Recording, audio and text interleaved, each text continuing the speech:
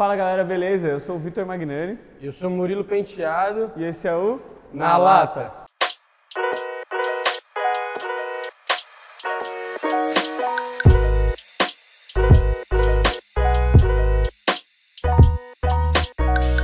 Meu brother Murilinho.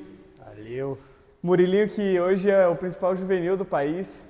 Tá representando em Sul-Americano, Pan-Americano, US Open, Canadian. Passou agora um tempo na Argentina, então a gente vai querer saber tudo sobre a sua história. E para começar, eu acho que não tem lugar melhor para partir do que a sua entrada dentro do squash. Então como é que foi o dia 1 do Murilinho no squash? Tá bom. Primeiramente, muito obrigado pelo convite e tudo. E eu comecei a jogar quando eu tinha uns 8, 9 anos, mas só por lazer. Eu fazia squash e judô. Só que aí, em determinado ponto, eu era muito competitivo e eu decidi escolher um para focar. E daí eu falei, bom, eu vou pro squash. Então, com 10 anos, eu comecei a fazer aula e treinar no Ipiranga. E daí eu peguei gosto e fui treinando cada vez mais. O seu pai te trouxe para jogar? Cara, é assim, com certeza foi meu pai, só que eu não lembro muito bem, tipo, a primeira vez. Eu não lembro. Eu sei que eu jogava tênis, às vezes jogava squash, mas eu não lembro a primeira vez, ou como foi o primeiro contato, eu não lembro. Mas eu sempre joguei um pouquinho desses esportes com raquete, frescobol, tênis, squash, tênis de mesa, todas essas... Cara, ajuda muito a base, né? A base de outras raquetes ajuda pra caramba. E aí você falou que você resolveu escolher um esporte pra focar e tudo mais, mas assim, eu que já passei também por uma trajetória de criança, juvenil, jogando, parará, brincadeira, hobby, até começar a levar a sério, pra hoje, a rotina que você tem hoje, profissional. Qual foi essa mudança de chave? De tipo, cara, agora não dá mais pra levar isso na brincadeira, vou ter que levar isso com seriedade, vou ter que trabalhar para ser o melhor e treinar como profissional. Bom, assim, sempre eu vim em busca de melhorar meus treinos. Então não teve um momento específico que eu decidi falar assim, não, agora eu comecei a treinar. Tanto que eu tenho certeza que daqui uns 2 meses eu vou falar que eu estou treinando mais do que hoje. Então, por exemplo, com 10 anos eu treinava 30 minutos 2 vezes por semana. Com 11 anos eu treinava 30 minutos 3 vezes por semana. E assim foi indo. Chegou no ano passado, eu acho que foi o momento assim que eu mais treinei, foi mais ou menos novembro do ano passado, que eu já estava de férias, estava me preparando para os torneios afora. E naquele momento, em novembro, eu estava treinando bastante. Esse momento eu estava 100% focado e estava dando certo, estava melhorando, progredindo e sempre assim. Eu tenho certeza que também agora no final desse ano eu vou estar treinando mais do que no ano passado. Então eu acho que nunca eu vou falar assim, não, agora virou a chave. Sempre é um dia melhor do que o anterior. Sempre melhorando os treinos, o quanto treina e não é treinar muito, é treinar Certo, inteligente. sim. E como que era a sua rotina, cara? Em novembro, que você falou que foi o momento que você estava treinando mais, assim, mais preparado. Como que estava a sua rotina? Cara, em novembro, eu fiz uma planilha focada para jogar os torneios fora. E daí, como consistia a planilha? De manhã, eu fazia uma parte física, tanto de mobilidade, academia e corrida. E à tarde, era a parte da quadra e natação. Essa parte da natação era muito importante. Sim. Eu já até cheguei a comentar com você. Além de ser bom para recuperar os músculos e tudo, estava bom para o meu mental e para o aeróbio.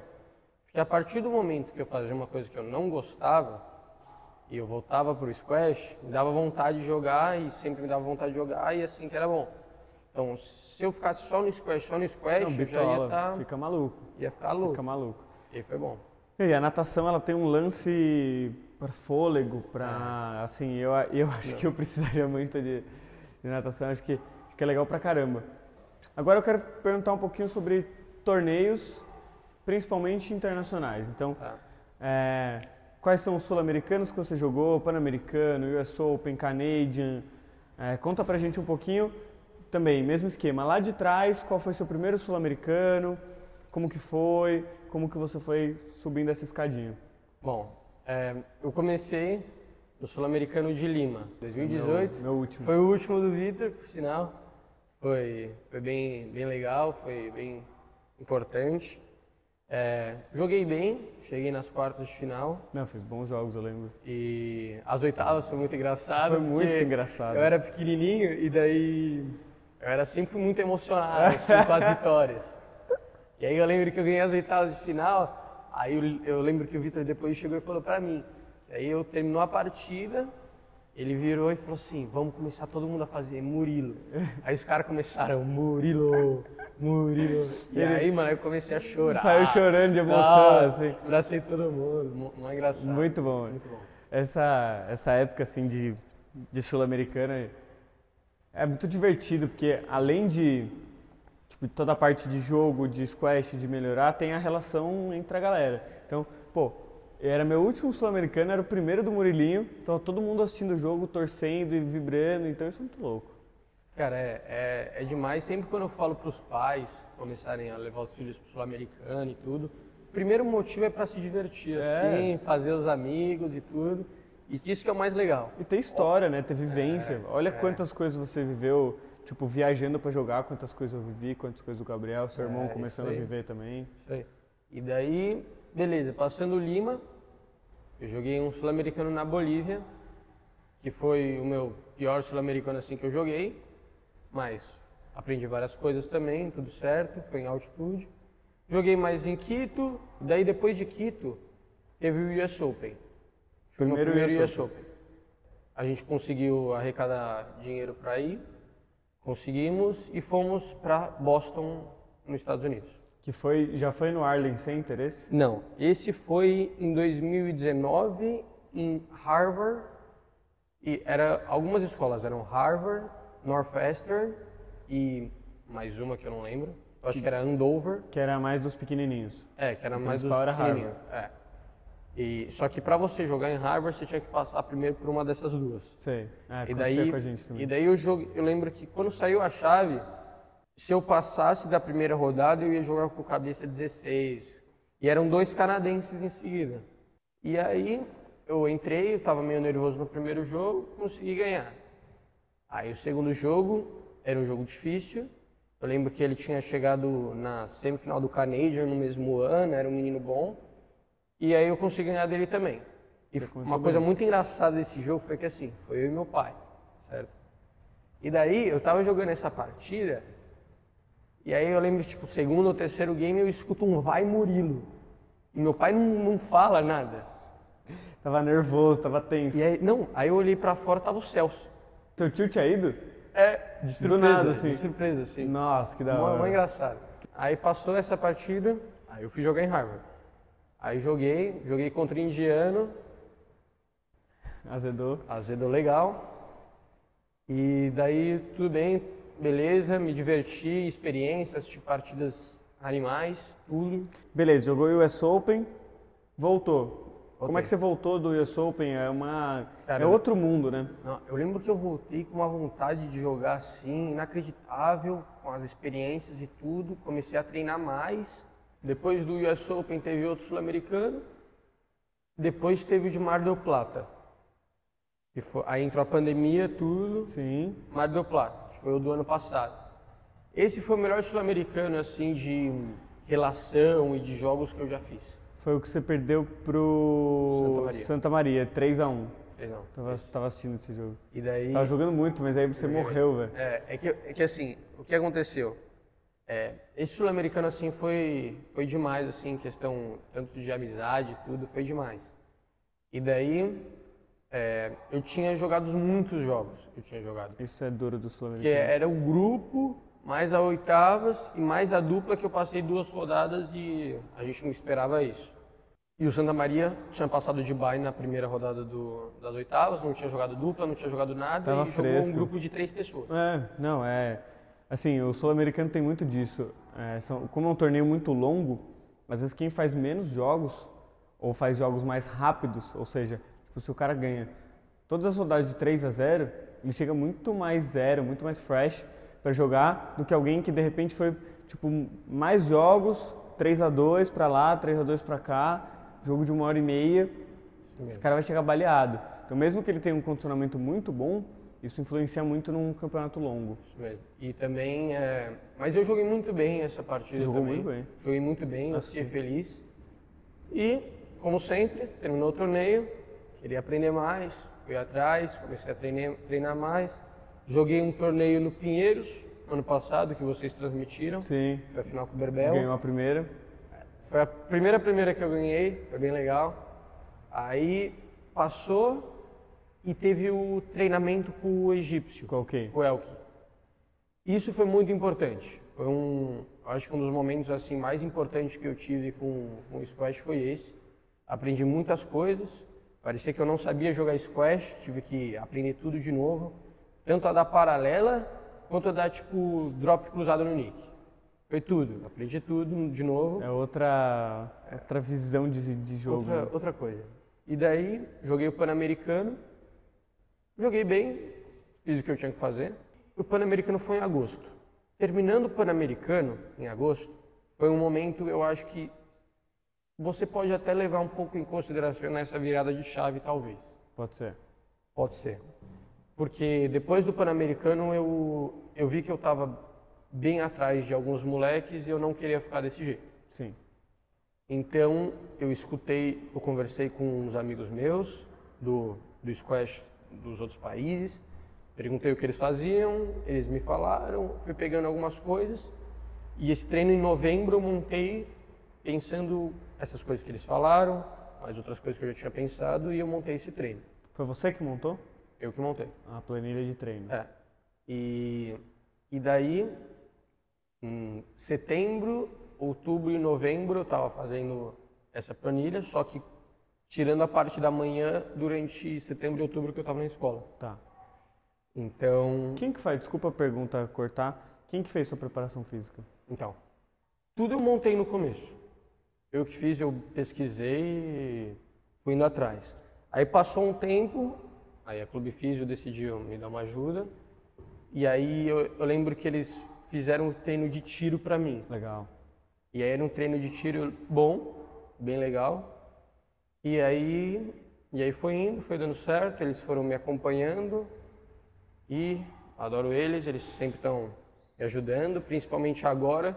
Começamos outro ciclo e agora eu acho que agora eles estão, eu passei uns vídeos de jogo, o meu preparador físico lá estudou tudo, legal, viu as coisas e agora tá específico assim pro squash, então até o movimento do tronco, tudo. Só que aí começou semana passada. Não, é um processo. Bom demais. Tá novo. Como sempre, melhorando. Sim, é esse o pessoal, ponto. O pessoal não entende. Eu acho que 2 pontos aqui que você falou que são bem interessantes para a galera que está em casa. Que às vezes, primeiro, a pessoa chega para treinar, ela acha que no dia seguinte ela já vai estar ganhando de todo mundo. Né? As pessoas esquecem de olhar que tem um processo. É um degrau de cada vez, é um dia depois do outro, e é o que o Murilo falou. São vários anos olhando para o mês seguinte, para o dia seguinte, para a semana seguinte, para fazer com que elas sejam melhores. Então, para treinar mais, para treinar melhor, para treinar mais forte. Então, é sempre um passo a passo. Não é do dia para a noite que ele virou e falou assim, hoje eu vou treinar 10 horas por dia, porque o Ashur treina 10 horas por dia. Não é assim que funciona. Você não vai conseguir chegar nesse lugar dessa maneira. Você tem que ir progressivo.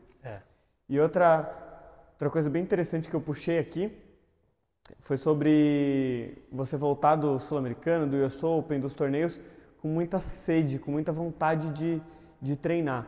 A gente tinha muito isso, eu e o Gabriel, a gente voltava de torneio gigante, assim, treinando, esmagando a bola.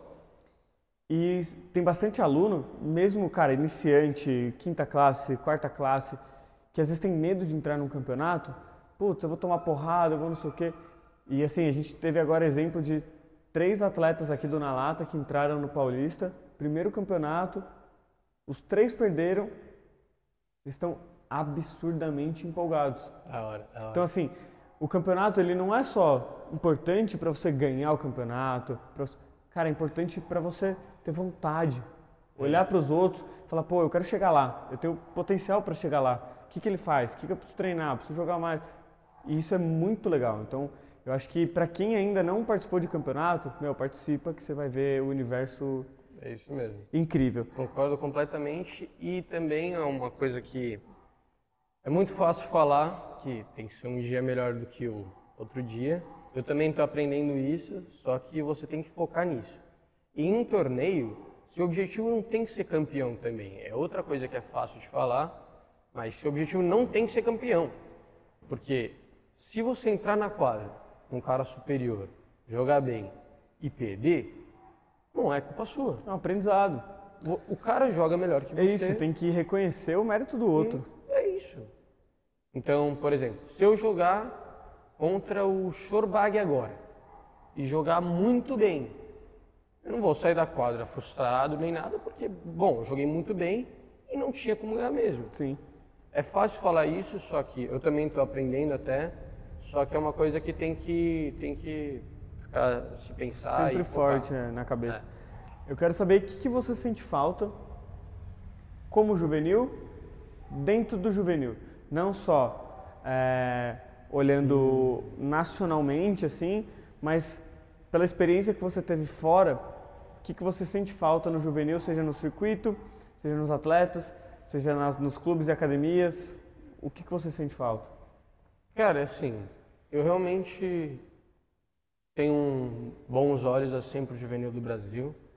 Eu estou gostando bastante, tanto do progresso, de número de atleta, em número dá para ver que tudo está melhorando. Sim, está crescendo.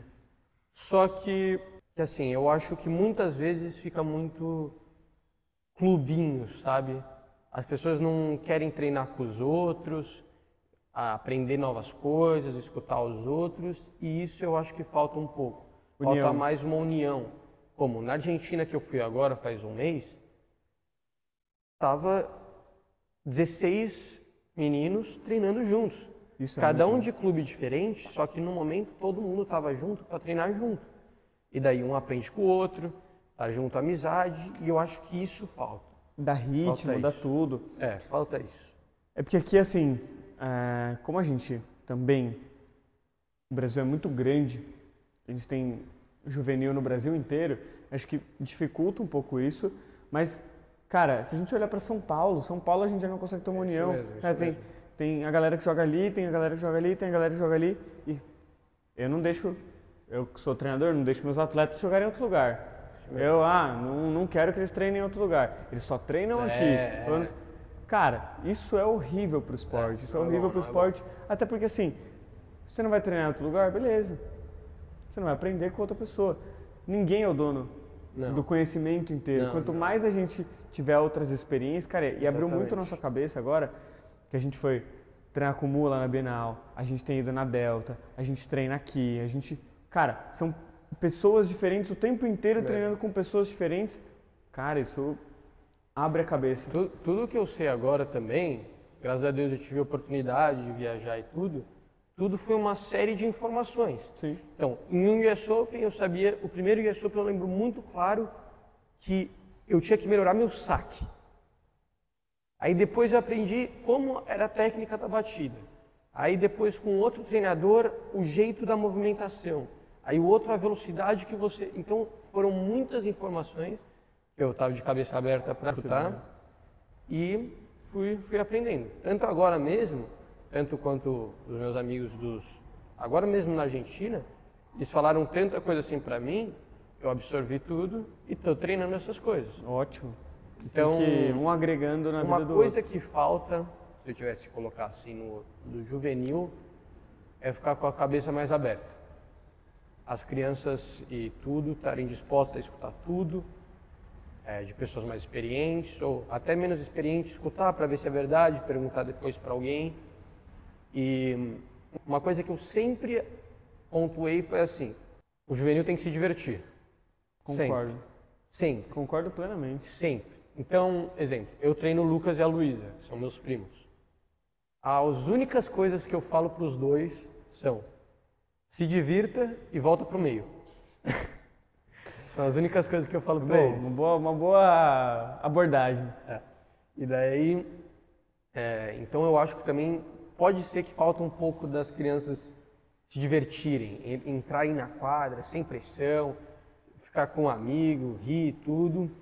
E eu sei que a competitividade das crianças também é alta, só que os pais também devem incentivar. Então, isso eu acho que, por favor, não é uma crítica a ninguém, mas é de todos os anos que eu vivi como juvenil, que eu tenho visto desde então, como treinador de juvenil, é que várias das vezes aquilo é muito mais um sonho do pai, da mãe, do que do filho.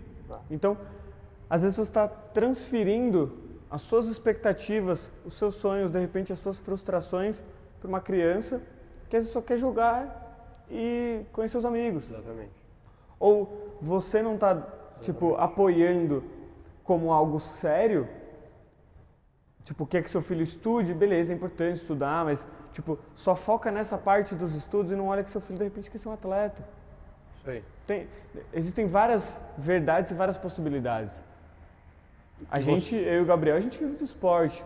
E assim, talvez lá atrás as pessoas olhassem e falassem, pô, mas não dá pra viver do esporte, não é bacana, não sei o quê. Eu acho que assim, tem que entender muito a direção que a criança quer tomar para ir ajudando, mas sem aquela pressão toda de, meu, você precisa ganhar, você precisa isso, você precisa aquilo, a cobrança exagerada, porque são crianças, né? Completamente. E como pai, você só deve abrir possibilidades. Ver o que o seu filho escolhe e fazer com que ele seja feliz fazendo aquilo. Concordo. Uma coisa que meu pai fez muito foi isso. Eu lutava judô, estava feliz até um certo ponto. Eu jogava uns torneios, cheguei a lutar torneio paulista.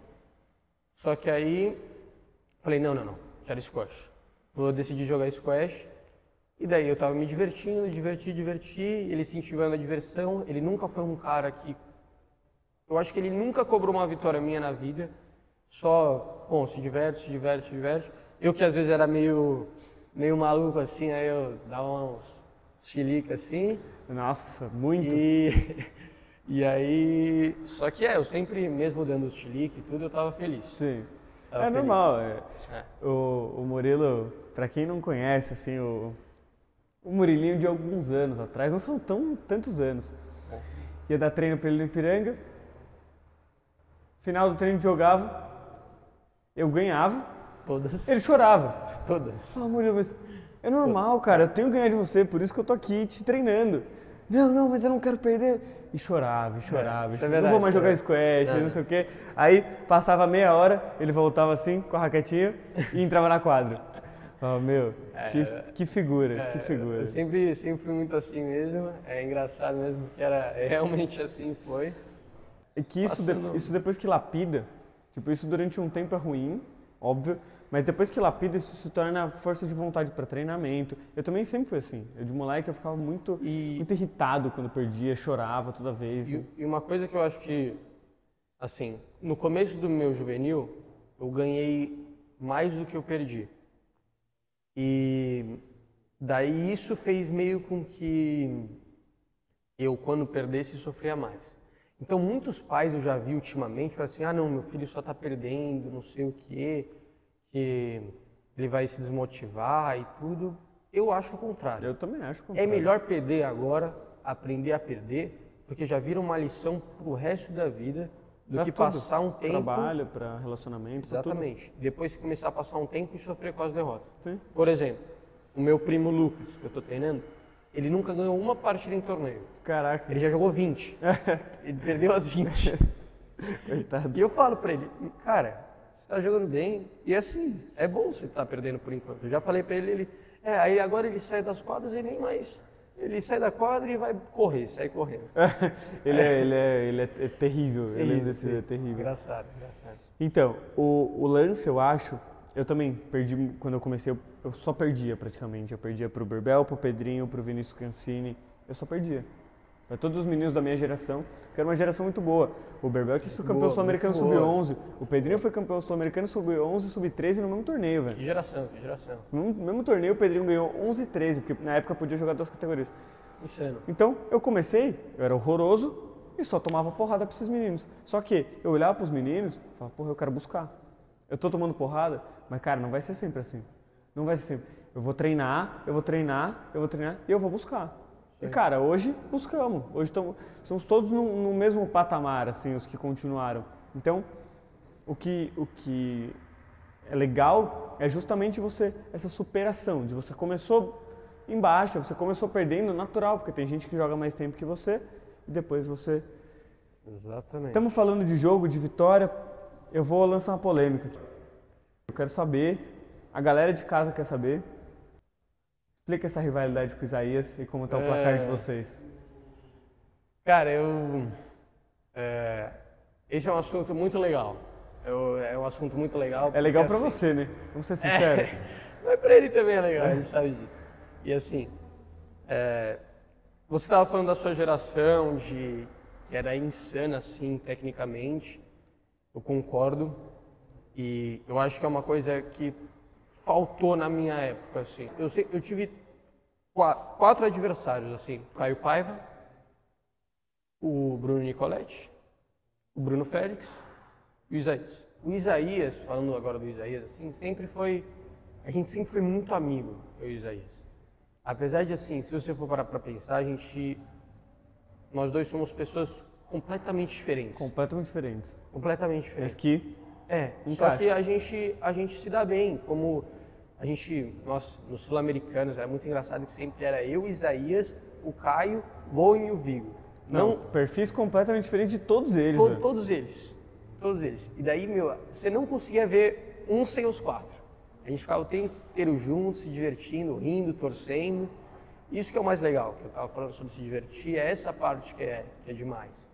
E, infelizmente, agora, eu e o Zé estão aqui, o Caio nos Estados Unidos e o Vigo na Inglaterra. Espalhou, mas garanto e eu tenho certeza que vocês mantêm contato ainda. Sim, a gente mantém. E até mesmo ontem eu tinha ligado para os dois. A gente conversou que eles estavam no British Open assistindo. Putz, que legal, cara. E daí a gente, quando vocês vão vir, não sei o quê, vocês têm que jogar o Sul-Americano. E aí, um dia a gente vai juntar todo mundo. Tem que juntar. Cara, você sabe que a minha geração até hoje, a gente tem um grupo e a gente promete até hoje que um dia a gente vai fazer uma viagem, tipo, sei lá, para um carnaval no Rio de Janeiro, só a molecada que jogou juvenil junto para curtir. Porque tem vários deles que nem jogam mais squash, assim, tem vários que são profissionais, enfim, mas tem vários que nem jogam mais. Demais. Então, tipo, teria uma viagem pra curtir, pra todo mundo se juntar. Pô, demais. E agora vamos falar especificamente sobre o Isaías, foi assim.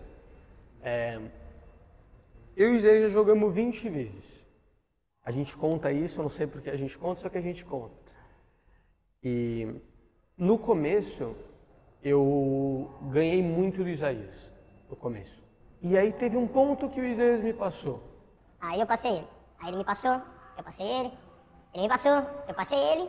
E daí eu lembro que teve uma vez que eu passei ele que eu fiquei um bom tempo na frente. Eu fiquei, eu acho que uns 2 anos assim, sem perder dele. E aí ele ganhou de mim na Copa do Brasil do ano passado. Eu lembro. Ano passado? Ano passado. Ano passado. Aí ele ganhou de mim na Copa do Brasil do ano passado. Era uma partida que decidia pra ver quem ia jogar com o Vitor. E eu acho que eu... Na realidade, os dois jogaram comigo, né? Mas... no final os dois jogaram com ele. Só que... E daí ele ganhou de mim, com uma certa tranquilidade, assim. Eu não joguei tão bem, mas ele jogou bem, mérito total dele. E daí eu fiquei com essa coisa na cabeça. Pô, o cara me passou de novo. Legal, por um lado, assim, é bem legal, e outro lado é um pouco, sabe, meio... Sim, assim. Só, preciso correr atrás agora. E daí eu comecei E na Copa do Brasil foi um ponto que é até importante para quem está escutando saber, porque eu sei que tem até juvenis mesmo assim, que era assim, eu estava fazendo muita academia para hipertrofia e estética e estava ficando pesado. Na Copa do Brasil foi o ponto assim que eu estava mais pesado assim. Tanto eu jogava bem os 2 primeiros games, terceiro talvez. Cara, sabe qual que é o lance? Eu não acho nem só que é isso, só amor. Por exemplo, eu vou citar o que aconteceu, sei lá, comigo e com o Samuelzinho. Quando a gente chega num momento onde a gente fisicamente vai crescendo, onde a gente treina com muita intensidade, a gente entra querendo pôr intensidade, ritmo, pressionar, não sei o quê. Às vezes a gente não tá com a cabeça preparada para fazer isso por muito tempo. É isso aí. Então, assim, Eu até fiz uma brincadeira com ele antes do jogo. Falei assim, você está preparado para jogar 5 games comigo? Porque não vai ser jogo de 3 games, é um jogo de 5 games. E falei a mesma coisa pro Samuel. Porque assim, a relação, eu vou citar, uma vez, final de segunda classe, eu fiz 11-0, 11-1 e perdi o jogo. Nossa. Justamente nessa fase de querer espancar tudo, querer acelerar tudo. É um jogo longo. Jogo longo. Então, se tiver a consciência de administrar, de colocar um pouco de energia em cada game, de pensar em levar esse jogo pra frente. Exatamente. E tudo mais. E naquele momento, eu senti total, esse entrou gigante, querendo ir pra cima, parará, deu determinado momento, começou a cair, e eu falei, putz, agora eu vou aproveitar. A minha estratégia contra o Victor era com a intensidade que eu queria acabar, meu objetivo era terminar em 3-0. Porque uma coisa que é engraçada do Victor é assim, ele não cansa. Ele não cansa. Eu canso e não canso. Porque assim, no primeiro ponto você vai olhar pra mim e falar assim, ele tá morto. Assim. Mas eu administro o jogo inteiro morto. E daí eu colocava pressão, e eu, ele vai cansar uma hora, Aí ele foi passando o tempo, e ele continuava na mesma intensidade, e eu comecei a cair. E aí o quarto game que a gente jogou, eu tive que abandonar, senão ia ser impossível de eu jogar. Eu lembro que ele abriu 3-0 assim no quarto game, e aí eu olhei pro Murilo, o Murilo falou assim, entrega. E aí beleza, aí eu falei, tá bom, vamos jogar o quinto. Só que aí o quinto eu joguei, ele tava ainda igual o primeiro, e eu já tava mais baixo, consegui jogar até, mas, cara, experiência ganhou. Mas o que faz diferença, tá, galera, pra vocês entenderem? Por exemplo, ele falou, eu fiquei o jogo inteiro aqui. Não é que eu não cansei, ou que eu aguento mais do que o Murilo, porque de fato, se a gente fizer qualquer treino físico, qualquer drill, ele vai aguentar mais do que eu. Mas é como você administra essa energia e como você faz o jogo ficar mais confortável para que você corra menos. Então, no primeiro game, eu estava correndo mais, mas a partir do segundo, eu comecei a usar um pouco mais de quadra. Então ele começou a se movimentar mais do que eu. Exatamente. E quando a gente vê isso, em um game, só um recorte de um game, não faz diferença nenhuma. Mas num recorte de 5 games, faz diferença. Verdade. São 5 games com, mais movimentação, com mais abertura de quadra. Então isso faz muita diferença. Cara, só fechando o assunto do Isaías, que você tinha perguntado o placar. O placar, é verdade. E eu vou ter que falar. Tá 14-6 pra mim. Nossa, Isaías, vamos fazer alguma coisa, né, meu? A última eu ganhei, que foi na seletiva, foi uma partida um pouco estranha, a gente até comentou depois, só que, eu ganhei e a última eu ganhei, isso que importa. Tem Copa do Brasil chegando aí, transmissão do Na Lata. E a gente vai jogar na Copa do Brasil, com certeza. Junto. Não, o juvenil da Sub-19 é só grupo, eu acho, e daí eu acho que não tem como. Então tem mais um confronto vindo por aí. Vai jogar de novo. Cara, pra encerrar esse bate-papo que foi animal, velho, eu queria que você, mandasse uma mensagem de alguém que começou como juvenil, tá agora jogando profissional, muita experiência internacional. Cara, pros juvenis, pros adultos, para todo mundo, qual que é a mensagem que fica pra essa galera? Resumindo muito bem, como eu falei, se divirta e, como toda conversa que a gente falou, tenha a cabeça aberta. Escute o que os outros têm para falar. Escute tudo, sobre tudo e todos.